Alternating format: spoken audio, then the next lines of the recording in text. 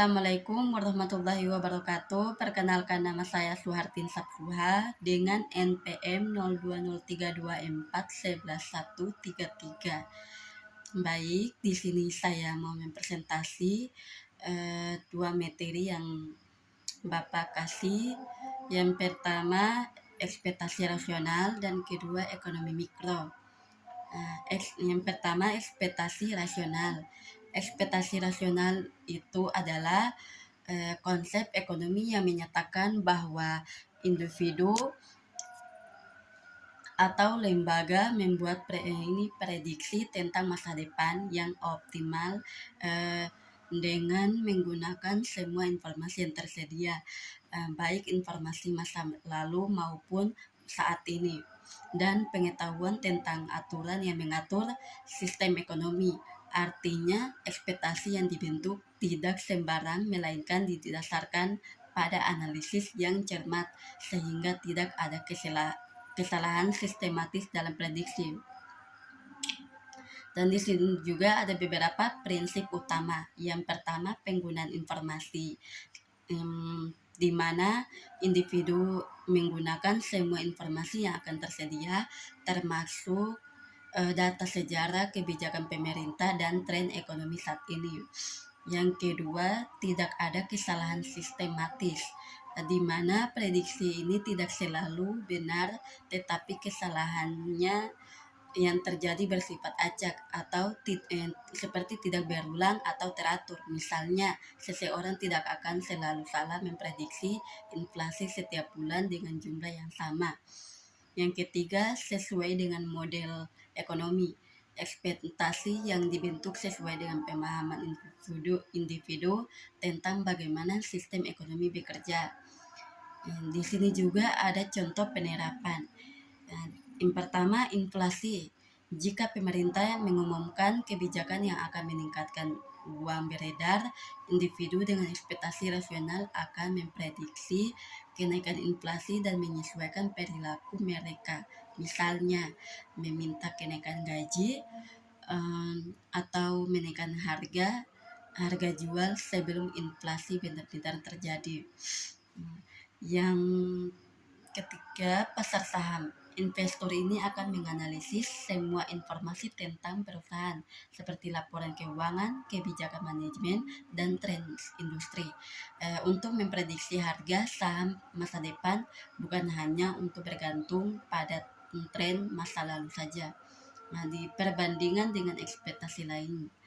Nah, di pertama, ekspektasi hadapan itu hanya menggunakan informasi masa depan untuk membuat prediksi. Misalnya, inflasi tahun depan dengan tahun ini berbeda dengan ekspektasi rasional yang menggunakan informasi lebih luas. Yang kedua, ekspektasi statis, di mana memprediksi prediksi selalu sama tanpa mempertimbangkan perubahan apapun. Misalnya, inflasi selalu 3% setiap tahun. Jadi ekspektasi rasional ini menjadi dasar penting dalam teori ekonomi modern, terutama dalam analisis kebijakan moneter dan fiskal, karena ia menjelaskan bahwa bagaimana perilaku individu ini dapat menanggapi kebijakan pemerintah sebelum efeknya terasa. Dan baik, di sini saya lanjut materi yang kedua, yaitu ekonomi mikro. Ekonomi mikro adalah cabang ilmu ekonomi yang mempelajari perilaku unit-unit kecil dalam sistem ekonomi, seperti individu, rumah tangga, perusahaan, dan pasar tertentu. Dan fokusnya utama adalah bagaimana unit ini membuat keputusan dalam kondisi keterbatasan sumber daya, seperti kelangkaan, dan bagaimana interaksi mereka membentuk harga, jumlah barang atau jasa yang diproduksi dan dikonsumsi, serta alokasi sumber daya. Di sini juga ada tema utama dalam ekonomi mikro. Yang pertama, kelangkaan dan pilihan ekonomi. Nah, di mana semua sumber daya seperti uang, waktu, bahan baku itu terbatas, sehingga individu dan perusahaan harus membuat pilihan seperti apa yang akan diproduksi, bagaimana cara memproduksinya, dan untuk siapa diproduksi.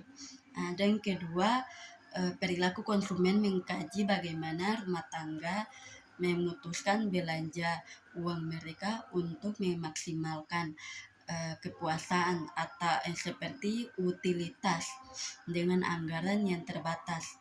Dan faktor-faktor yang dipelajari ini harga barang, pendapatan, selera, dan harapan. Yang ketiga, perilaku produsen, di mana perilaku produsen ini mempelajari bagaimana perusahaan memutuskan jumlah barang atau jasa yang akan diproduksi dan cara memproduksinya untuk memaksimalkan laba, termasuk analisis biaya produksi, skala produksi, dan teknologi. Yang keempat, pasar dan harga.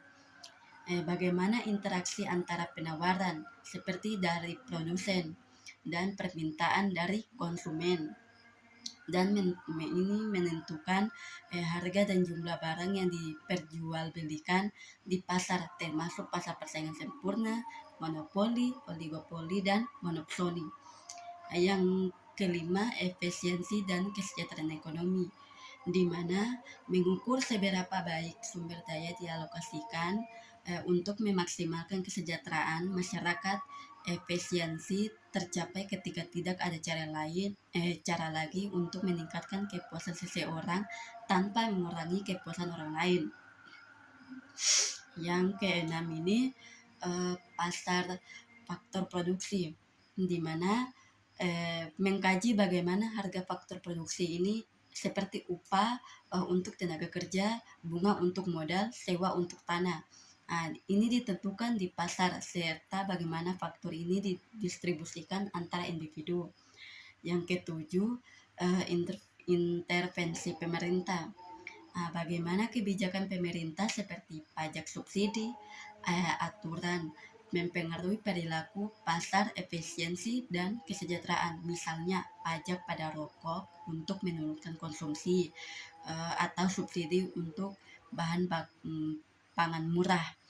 Contoh kasus dalam kehidupan sehari-hari. Di sini mengapa harga kopi ini di kedai berbeda antara lokasi, dan mengapa orang lebih suka membeli barang ketika ada diskon, dan mengapa perusahaan tertentu menaikkan harga produknya setelah lonjakan permintaan, dan mengapa pemerintah ini memperlakukan pajak pada mobil bermotor besar. Di sini juga ada perbedaan ekonomi makro.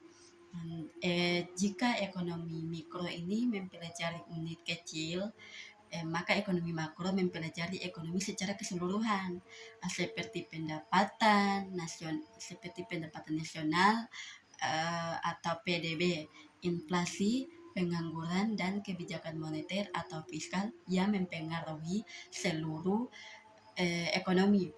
Jadi ekonomi mikro ini sangat relevan karena membantu ketika memahami keputusan sehari-hari yang kita buat dan bagaimana interaksi kita dengan orang lain membentuk dunia ekonomi di sekitar kita. Baik, sampai di sini saja presentasi saya. Jika ada salah mohon maaf. Wassalamualaikum warahmatullahi wabarakatuh.